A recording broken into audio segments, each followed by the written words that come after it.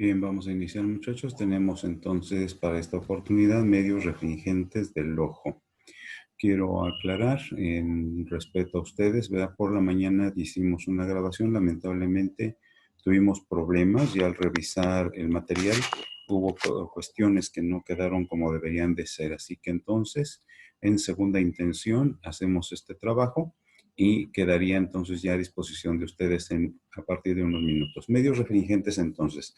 Estamos hablando de aquellos medios que de alguna manera, de aquellas estructuras que de alguna manera intervienen precisamente favoreciendo que la luz la luz pues pueda pasar de lo que es el medio ambiente, pueda pasar precisamente a través de la pupila y llegar justamente hasta el punto importante de nuestra retina, el punto visual, para que se pueda de ahí procesar la imagen, llevar a través del medio óptico y llegar finalmente hasta la corteza cerebral en el lóbulo occipital del mismo.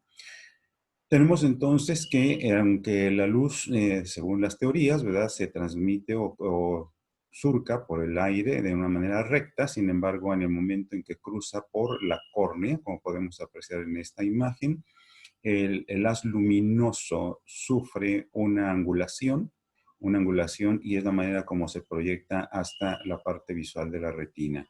Esto entonces debe tener una explicación. Por alguna situación se da, algo es lo que está ocurriendo, y en atención pues a la materia y el tema que nos ocupa, iniciamos ya entrando en algunos detalles. Estamos hablando de los medios refringentes, entonces son aquellos medios o estructuras que tienen precisamente la capacidad de la refringencia o, en otra palabra, de hacer que la luz, el haz luminoso, el rayo de luz, cambie de dirección en el momento en que cruza a través de esos medios. Aquí tenemos una gráfica que sin duda sus profesores que manejan un poquito más la parte de óptica se los sabrán de explicar con más lujo de detalles. Lo que aquí interesa es precisamente que tenemos un haz luminoso o una línea que nos representada en esta línea, perdón, y que en el punto en el que cruza en esta otra parte, sobre el eje de las X, resulta que entonces, ¿qué sucede?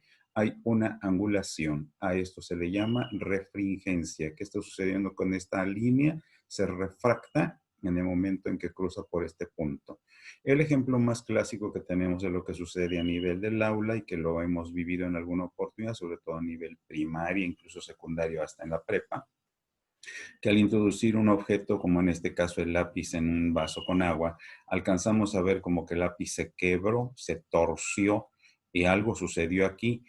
No ha sucedido tal cosa, el asunto es que precisamente al cambiar el ambiente aire con agua, este cambio precisamente es lo que favorece que se presente esta situación de la refringencia. Es un efecto óptico que nos da la impresión, como hemos dicho, que el lápiz se rompió y no es así. El lápiz está completamente entero. Hay experimentos que nos permiten apreciar esto como sucede, precisamente cuando cambiamos del medio en el que nos encontramos, en el que está cruzando el haz luminoso.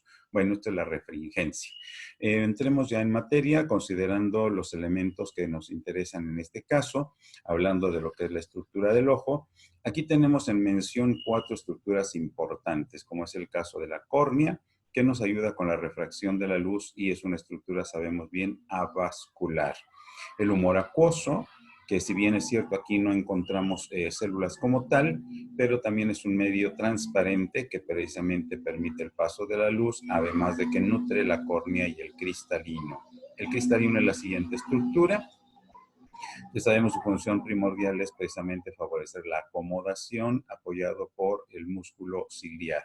Y finalmente, en la parte del segmento posterior, tenemos también el humor vítreo, que ayuda a conservar la posición de la retina y el cristalino. Muy bien. Queremos entonces considerar también algo respecto a lo que se refiere a la película lagrimal. La lágrima también es otro elemento que entra en juego en esta función de la refringencia.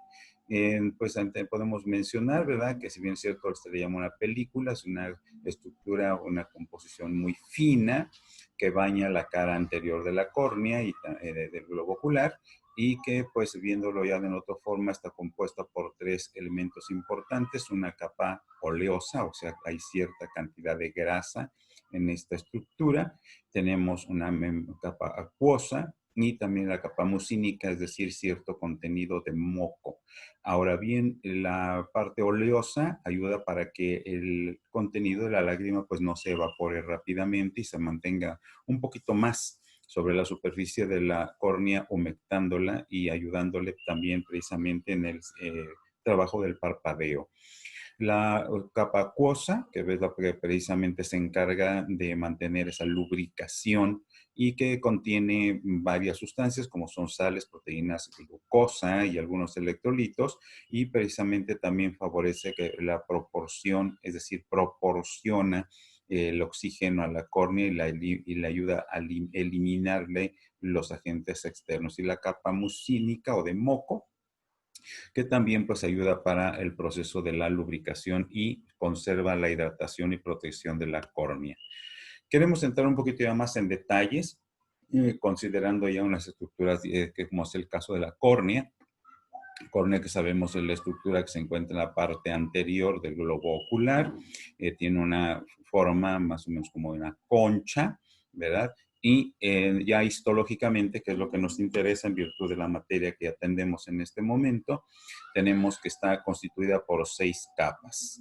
Es cierto que los documentos todavía, vamos a decir, un poquito más antiguos, nos hacen mención de 5, pero ya los documentos más nuevos, más actuales, nos hacen mención de una sexta capa, que saben ustedes, es la capa DUA. Así que revisaremos a grandes rasgos el epitelio corneal, la membrana de Bowman, la estroma corneal, la capa DUA, la membrana de Desmet y también el epitelio posterior o endotelio corneal. Son las 6 capas que vamos a revisar enseguida.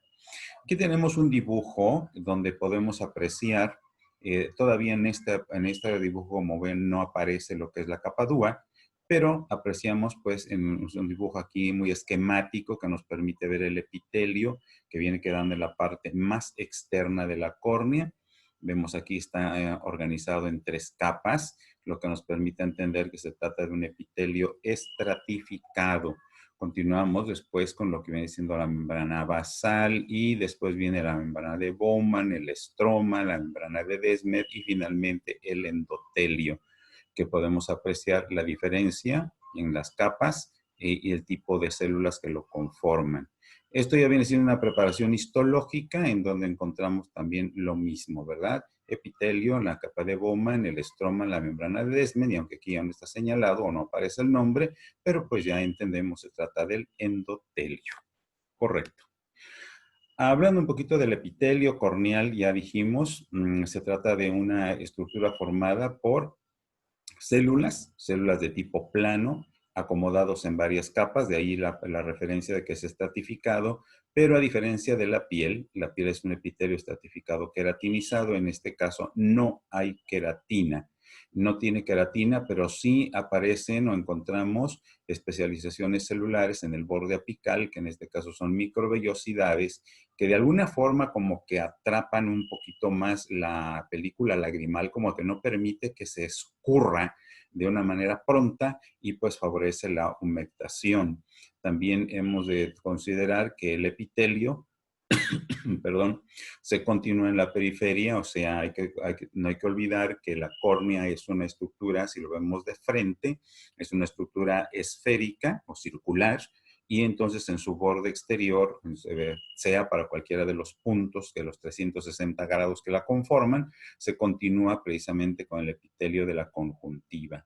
Y pues también podemos encontrar ahí en la presencia de células, como es el caso de los eosinófilos, pero también tenemos de mencionar que en el caso del epitelio corneal existe una unión muy especial entre las células. Cuando hablamos del epitelio, hemos de acordarnos que una de las características de este tejido es que las células están muy unidas, muy unidas. Hay ciertas características especiales en otros epitelios, pero en el caso del epitelio corneal sus células están muy unidas precisamente por 2 estructuras, los desmosomas y los complejos de unión. Esto le da cierta impermeabilidad y también tenemos de considerar que es una estructura con alta capacidad regenerativa, o sea, tiene una mitosis elevada. Y un dato importantísimo también que debemos tomar en cuenta, la inervación, ricamente inervada por la rama oftálmica del nervio trigémino, que le da precisamente esa particularidad de ser muy sensible, precisamente porque tiene muchos nociceptores que permiten percibir el dolor, pero también es sensible a estímulos mecánicos, o sea, todos sentimos cuando nos tocamos el ojo, la córnea es la que capta ese apretoncito, ese toque que se le da, la cuestión de terminaciones que precisamente permiten percibir también los cambios de temperatura y algunas cuestiones químicas. O sea, hay receptores de estos cuatro tipos, para el dolor de tipo mecánico, térmico y químico, y ahí los tenemos precisamente en la córnea como medidas de seguridad de protección. En cuanto a la capa de Bowman, ofrecemos disculpas por haber dejado la lámina un poquito cargada. Queremos solamente resaltar algunas particularidades. La capa de Bowman viene funcionando como la capa basal del epitelio. Entonces, con esto se entiende que la capa de Bowman forma parte de lo que es el tejido conjuntivo. Aquí no hay células, es una estructura acelular, pero también debemos de considerar que primordialmente lo que encontramos en ella son muchas fibras de tipo colágeno. Se nos hace mención que aquí hay fibras de colágeno 1, 3, 5 y 6. Hay como 11 tipos diferentes de colágeno, pero aquí tenemos estas cuatro tipos de fibrillas que son las que la conforman, lo que es la membrana, la capa de Bowman. También vamos a encontrar que esta ayuda precisamente tiene mucha resistencia o le proporciona resistencia a la córnea ante los procesos infecciosos. Es conveniente también mencionar que esta no tiene mucha capacidad de regeneración, distinto al epitelio, y si esta es dañada, pues lamentablemente aquí van a quedar cicatrices. Entonces, todo daño que se da, pues ojalá, ¿verdad?, nunca nos suceda que se llegue a dañar la capa de Bowman. En cuanto al estroma, es la parte más gruesa de lo que conforma la córnea, ¿verdad? Si nos regresamos, podemos apreciar el estroma, toda esta parte más gruesa. Podemos avanzar incluso con otra lámina y podemos ver aquí, ¿verdad?, del epitelio en la superficie, la membrana de Bowman, y luego el estroma, que ocupa prácticamente el 90% del espesor precisamente de lo que es la córnea. Encontramos aquí también abundante proteína de colágeno y otro tipo de moléculas. Aquí hay nombres que, bueno, ya en su momento quizás les pidan que se los aprendan, pero las láminas de colágeno están acomodadas de una manera muy ordenadita, de tal manera que ese acomodo permite también el paso precisamente de la luz. No olvidemos que la córnea pues es el medio refringente más importante del organismo, en este caso primordialmente del ojo, ¿verdad? Correcto. Bien, entonces es importante también que el estroma se mantenga lo más saludable posible, porque una vez que se daña, estamos leyendo aquí en la parte final de la lámina, al ser dañada o lesionada, la cicatriz va a dejar también algunas secuelas. En cuanto a la membrana de Desmet, podemos considerar o mencionar que pues esta funciona como el endotelio, como la membrana basal del endotelio.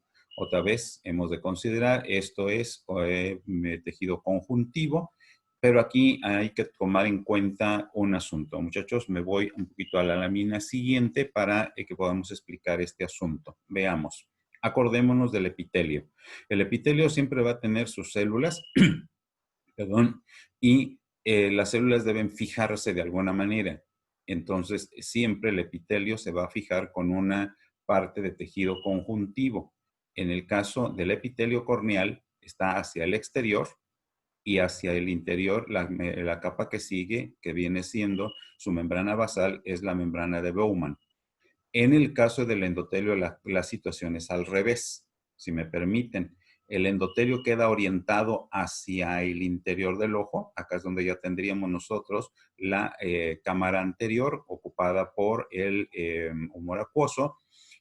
Está el endotelio y entonces hacia atrás es donde viene quedando la membrana de Desmet, que en este caso funciona como la membrana basal del endotelio. Entonces, ojo con este dato, ¿sí? Epitelio, orientado hacia el exterior. La membrana de Bowman es su membrana basal, está orientada hacia el interior de la córnea. El endotelio está orientado hacia el interior del ojo y su membrana basal es la membrana de Desmet que está hacia el exterior. Un poquito de juego de palabras, nada más razonemos bien, no nos olvidemos de esos tres elementos importantes en el caso del estudio de la histología, ¿verdad? O más bien son dos, en el caso del estudiante, del investigador, o en su caso de un servidor, del profesor, la observación y el razonamiento. Los epitelios siempre tienen membrana basal, ¿sí? ¿Por qué se llama endotelio? Porque está hacia adentro. El epitelio de la córnea orientado hacia afuera, entonces su membrana basal, ¿dónde estará? ¿Dónde estará? ¿Dónde estará? Hacia adentro. ¿Qué sigue del epitelio? Membrana de Bowman.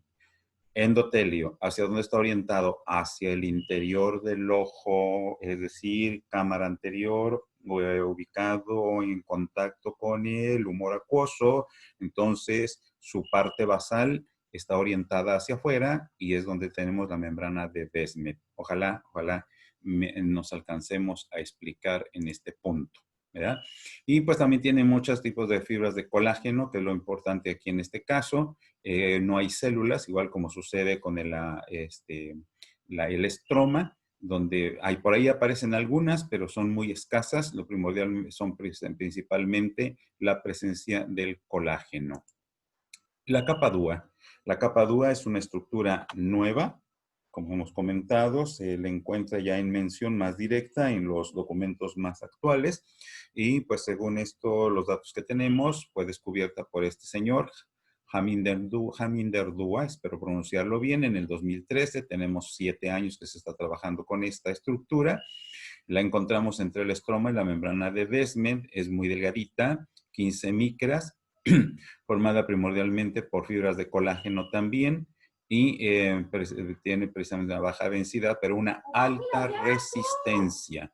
Este punto es importante. ¿Por qué razón? Porque si nosotros notamos esta capa DUA, forma parte importante de la malla trabecular que la vamos a encontrar en el ángulo iridocorneal, donde está precisamente la trabécula y donde también encontramos que es el paso donde se ubica el canal de Schlemm. Entonces, la capa DUA va a tener en su momento gran importancia. Digo, se siguen trabajando, investigando, sin duda en novedades o innovaciones en el tratamiento del glaucoma. Entonces, esto es importante, y también en la cirugía refractiva, porque sabemos bien que esto, pues, para el acomodo, pues, el que interviene es el cristalino, y pues hay que tener cuidado para no dañar esta estructura. Capa DUA. Seguimos con el endotelio, ya nada más para agregar algunos detalles, ¿verdad? Es una monocapa diferente a lo que sucede con el epitelio. El epitelio son varias capas, epitelio plano y estratificado. Células planas y de muchas capas. Endotelio, una sola capa. ¿Sí? Por eso se dice aquí monocapa, también son células aplanadas, pero esta es una sola capa. Las células tienen más o menos una forma hexagonal, tienen otro tipo de elementos que les ayudan a unirse. Aquí ya no encontramos desmosomas, y la unión que hay aquí es un poquito más laxa, no es tan sólida, tan firme como sucede en el caso del epitelio, pero con todo, pues estas células son las responsables. Nada más hay que ubicarnos en contacto con quién están: el endotelio, con el humor acuoso. Entonces, esa situación de ser una capa más laxa, no impermeable, como sucede con el epitelio, ¿verdad? Esa precisamente situación de laxo que tiene, le favorece los diferentes sistemas de transporte para que puedan pasar los nutrientes del humor acuoso hacia lo que viene siendo la córnea. Es decir, el endotelio es responsable de la nutrición de la córnea, y por eso aquí lo que estamos comentando. De ahí que entonces es importante la presencia de mitocondrias, el retículo endoplásmico rugoso, el aparato de Golgi, para mantener la transparencia de la córnea, su salud, ¿verdad? Que esté sana, pues, nuestra córnea, la turgencia del estroma. Cuando hablamos de turgencia, quiere decir que si la pudiéramos tocar, podríamos sentirla como que se puede aplastar un poquito, pero hay cierta consistencia en ella. Muy bien, entonces esto es importante. Las células que van muriendo de aquí, pues son reemplazadas por otras células y pues es importante que se mantenga lo más sano posible. Entonces ahí tenemos la córnea, el medio refringente más importante del ojo y del organismo. Seguimos. Tenemos ahora en la cuestión del humor acuoso, que sabemos se produce en los cuerpos ciliares que están ubicados en el ángulo, ¿verdad? En la cámara posterior. De ahí circula por la cámara posterior y escurre entre lo que es el iris y la cara anterior del cristalino para que por la pupila pueda pasar hacia la cámara anterior y ya en el ángulo iridocorneal, donde está el canal de Schlemm y la trabécula, por ahí pueda reabsorberse y se va hacia lo que es la circulación general. Bueno, entonces, en cuanto al humor acuoso, pues nuestra materia es histología, muchos hablando de tejidos. El humor acuoso no propiamente es un tejido, es un líquido incoloro. Lo traemos a mención aquí por tratarse de una parte de los medios refringentes. Bueno, aquí estamos refiriendo, se ocupan las dos cámaras, la anterior y posterior, que forman parte del segmento anterior del ojo. Y pues ya lo dijimos, esta forma está sintetizado, producido por los cuerpos ciliares. Continuamos. En cuanto al cristalino, sabemos que es una estructura transparente también, en su forma de una lente biconvexa y que interviene en el proceso de la acomodación, su poder de refracción de 19 a 20 dioptrías, que lo favorece precisamente la curvatura que tiene en su estructura, y pues lo encontramos, ¿verdad?, ubicado entre el iris y el humor vítreo. Tenemos que el cristalino tiene una forma más o menos de un balón de fútbol americano, abombado en el centro y convexo, ¿verdad? Convexo hacia, en este caso, de acuerdo a la figura que tenemos, hacia la parte superior, hacia la parte inferior, aunque aquí pues, nos están refiriendo que esto es el polo anterior, lo que queda hacia adelante, el polo posterior hacia atrás. Aquí tendríamos lo que es el humor acuoso, la cámara anterior, el polo posterior, que sería la cámara donde está el humor vítreo, y pues tenemos, ¿verdad?, lo que es el ecuador, la zona marginal, sus fibras, su núcleo, su cápsula, y en fin, y ya en estas partes, ¿verdad?, es donde tenemos el contacto de las fibras que se encargan precisamente de llevarlo hacia la zónula para llevar a cabo la función de la acomodación. Entonces el cristalino está compuesto por su cápsula, epitelio, corteza y núcleo. Cápsula, epitelio, corteza y el núcleo, donde están las fibras nucleares. Bien, son las partes que conforman y pues el epitelio es de una monocapa de células muy activas y que se van diferenciando en las fibras lenticulares, precisamente para cumplir con su función. Bien, en cuanto al humor vítreo, pues también, ¿verdad?, no se trata propiamente de un tejido, es una estructura, dice aquí, una materia gelatinosa blanquecina, que está situado de atrás del cristalino y delante de la retina, que sabemos que es la membrana más interna de lo que es el globo ocular.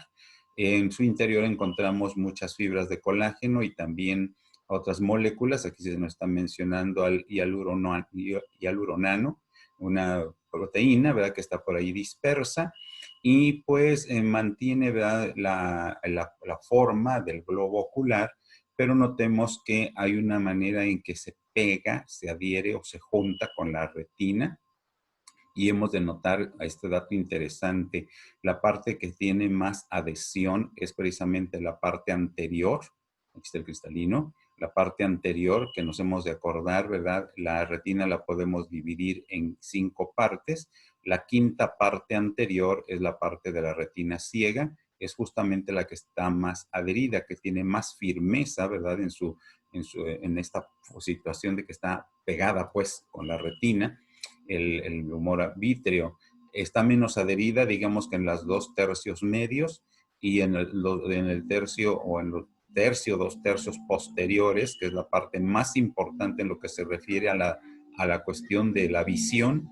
Su adhesión no es del todo muy firme, De ahí que pues cualquier cuestión de traumatismo, daños como sucede en el caso de los problemas de la colágeno, diabetes mellitus, llegan lamentablemente a favorecer el desprendimiento, es decir, se daña el humor acuoso y entonces entendamos que el humor acuoso está funcionando como si fuera un apuntalamiento para mantener la retina en su lugar. Se nos viene el puntal, pues se viene abajo lo que está sosteniendo. En este caso, se desprende la retina.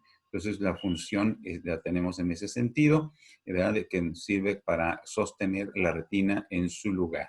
¿Cuál es el fin de todo esto? Pues como estábamos comentando en la lámina inicial, que nuestra luz pueda entrar desde el medio exterior, cruzar por los diferentes medios, película lagrimal, la córnea, el humor acuoso, el cristalino, el humor vítreo y finalmente llegar hasta el punto importante para que la visión pueda llevarse a cabo. Notemos que el rayo de luz viene en un sentido y al cruzar por la córnea sufre una angulación precisamente por esa capacidad refringente que tiene esta estructura. Bien, chicos, pues esto es lo que hemos repasado en esta oportunidad.